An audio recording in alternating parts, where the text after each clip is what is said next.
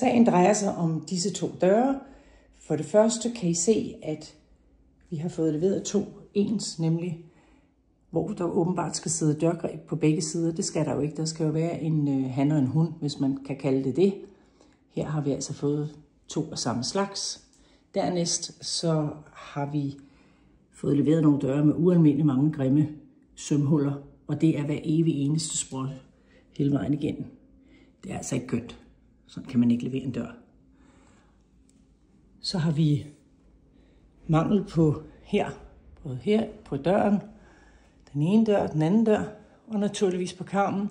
Der er ikke nogen steder, vi kan, når vi skal lukke den ene dør fast. Den vil jo blive ved med at stå og arbejde.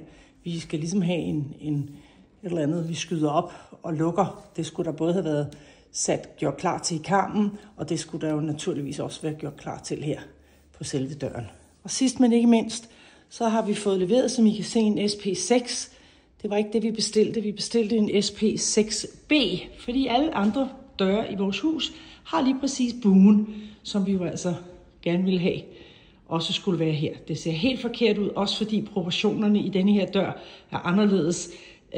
Vinduerne bliver meget, rektangulære på tværs, og bundstykket bliver meget højt i forhold til det her, hvor bundstykket, eller den nederste del, er lav, og det øverste del med buen, den skulle jo selvfølgelig, der hvor sprosserne ville være, der ville det passe til, at de blev mere rektangulære, som det også er på den tegning, der var i brochuren, som jeg viste, da vi bestilte døren.